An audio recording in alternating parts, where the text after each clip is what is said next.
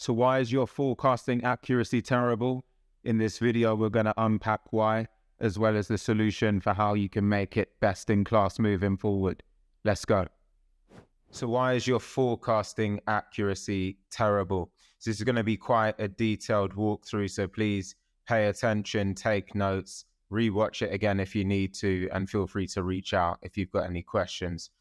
So the first thing that I've typically seen from sales leaders is that they're forecasting based on their gut feeling and their instinct over and above leveraging data, and then actually validating through emotion and instinct. So as we can see here, just as I get this arrow firing, what I tend to see from many, especially early stage sales leaders, is that they have a focus on saying, well, I think that we're going to end up here, or I think we're going to land here.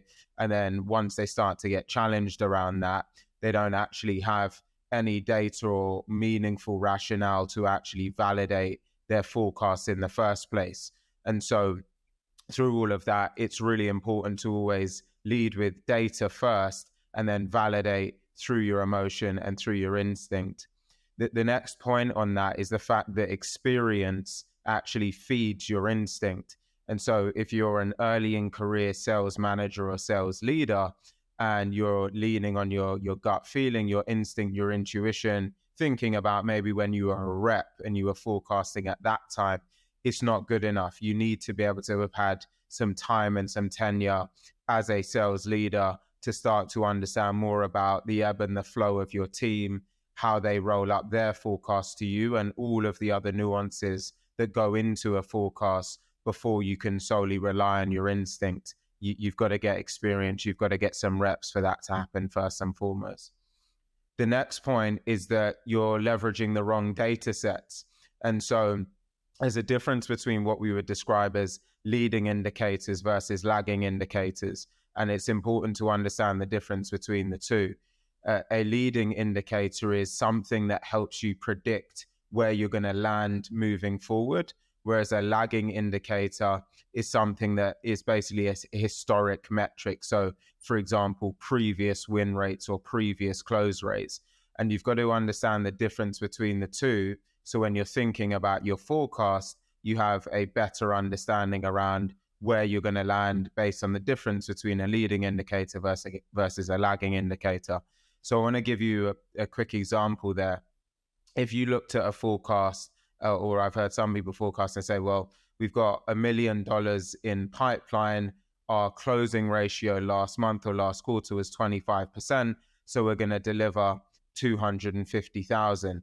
Now, that would be an example of leveraging a lagging indicator, as in a previous win rate, to let you know where you're going to end up moving forward.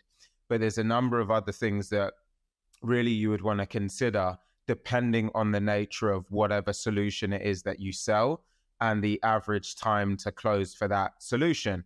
So let's say, for example, you sell a product or a service or a solution that has a 30-day average time to close. But as a business, you measure your performance over a quarter. What that means is that if your average time to close is 30 days, if you generate $250,000 of net new pipeline within the next 30 days, you actually have then an opportunity of closing that pipeline within the quarter.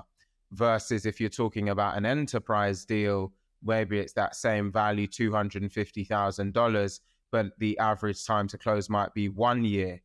All of these things make a big difference around how you're going to forecast, because if your average time to close is 30 days, you have a great opportunity to close it in quarter. Whereas if it's, again, an extended or much longer sales cycle, then that's something that you know you're going to have to predict much further out to give you a better indication around where you're going to end up within your forecast. The last point on this particular segment is relying solely on your rep roll-up. And so I see some sales leaders have a sole reliance on whatever their reps have told them they're going to end up on. So as a sales leader, you of course run a forecasting meeting with your team. Your team then go and tell you, hey, I'm going to land in X place. Now, if you've got reps that are very new in role, you can't then rely on their roll up because they're still learning the job themselves. They're still increasing their deal acumen and their sales acumen. So you can't just rely on their roll up.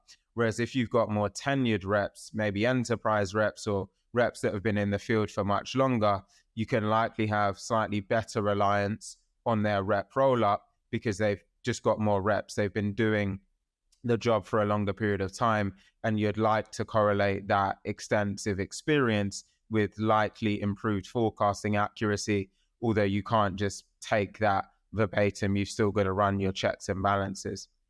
And the last section here is just that you're being too overly optimistic.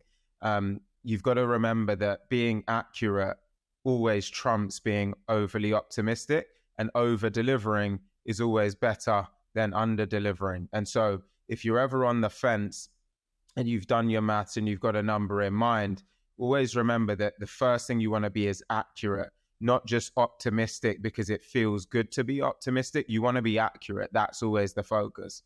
And then the second strand to that is that if you're now on the fence and you've got something in your head, but you're a little bit cautious around whether you should, undercook or overcook your number, you're always going to be better off over delivering versus under delivering. It's never great if you call out to the business that you're going to do $250,000 and then you end up doing $200,000. You're always going to be better off being in a position where you thought you were going to do 250, but you've done 300. Neither are great because accuracy always comes first.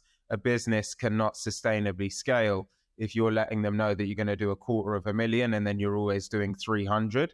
Because if you think about it, a forecast is so important because it allows a company to be able to effectively think about resource allocation and how much money they can invest in different areas of the business. And if you're constantly saying that you're going to do half of what you're actually going to do, the business can't scale effectively because they can't forecast the amount of revenue that they're going to be able to invest in different areas of the business. I know aspects of this, such as this part, was a little bit more complicated. So please let me know if that could have been better explained or if you need me to go into a bit more detail on a future video. Now, let's move into a bit more detail here now. So bear with me and we'll work our way through this. So now let's talk about how to actually go about operating a forecast and some of the key principles that will help you at least make an effective start on delivering an accurate forecast. Now, a bit like we spoke about in the previous example, a good way to at least start out and create a baseline for your forecast is to start with the total amount of pipeline that you have and multiplying that by your most recent win rate. So either from the last month or the last quarter to give you a starting point for your baseline.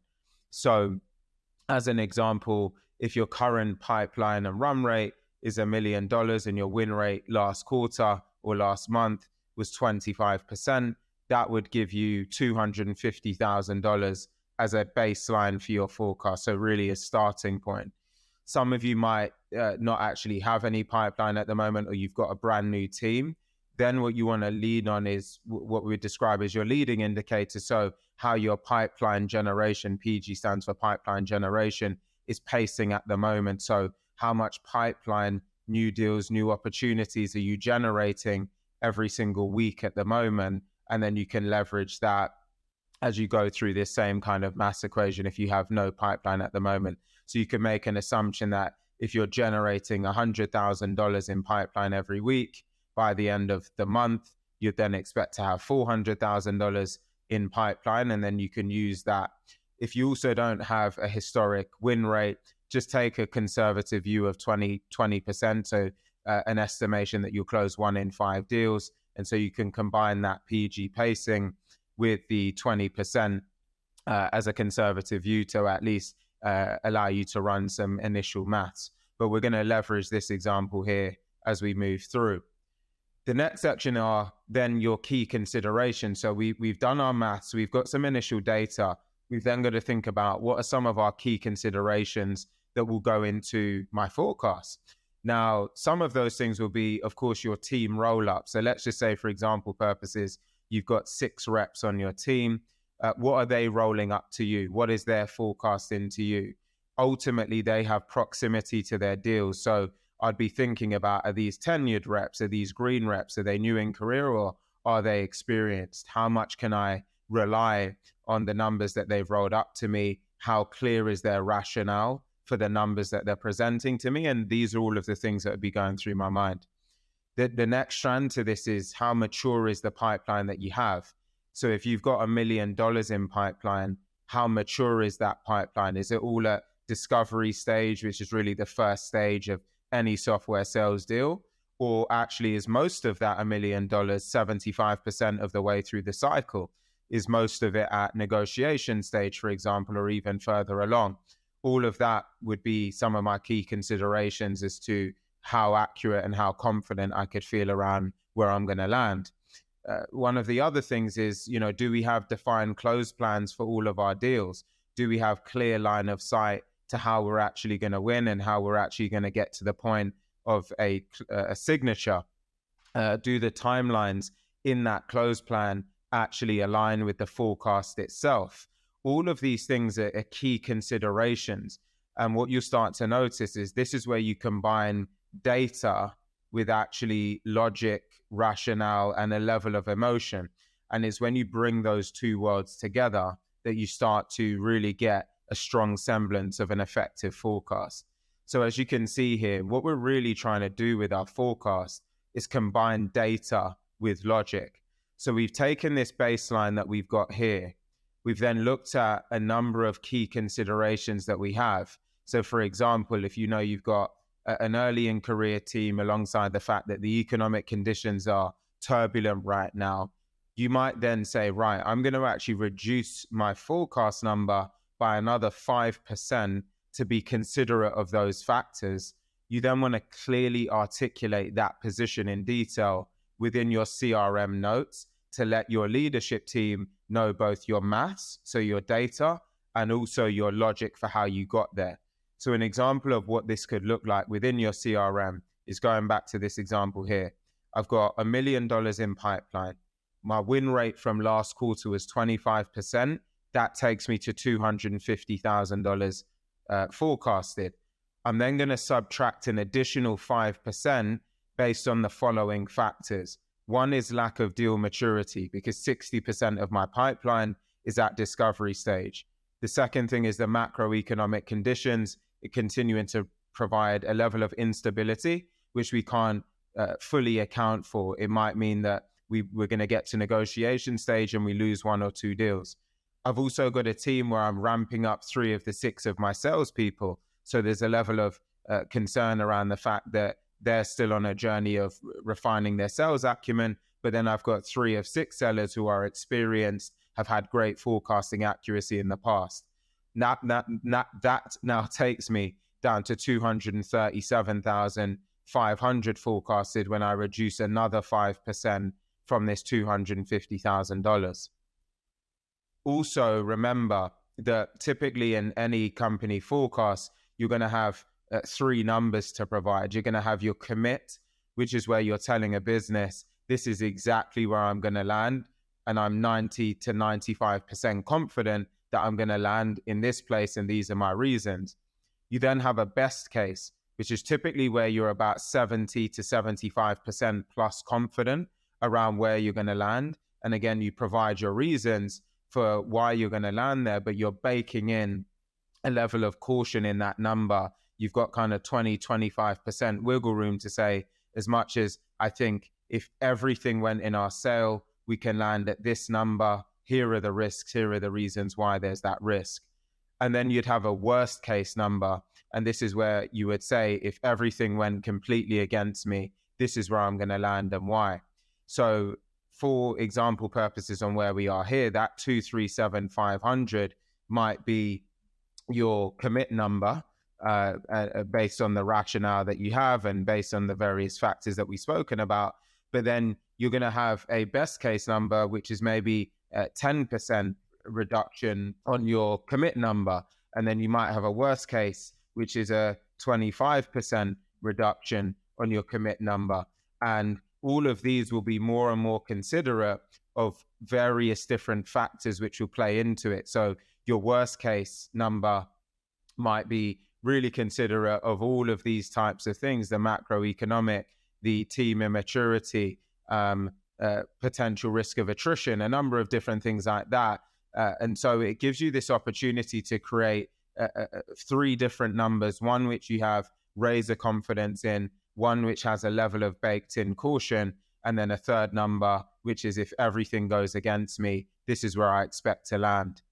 The main thing that your leadership team are going to be looking for is the fact that you've gone through the process of working through the numbers and working through the data. You've then sought to validate that with logic and a level of your experience and emotion, and you're able to break that down into both the maths, the rationale. You've got your commit, your best case, and your worst case. And this shows that you've been thoughtful about your forecast and you've taken into consideration, again, both maths as well as logic. So these are some principles that will hopefully help you start to improve your forecasting accuracy. There is so much to this topic, but wanted to give you some form of framework to help you at least make an impactful start to get to some form of baseline. Again, if you've got any questions, please look in the description section of this video. There'll be some links where I can offer some additional support. I hope this video has been helpful in some way, and I look forward to seeing you on the next one.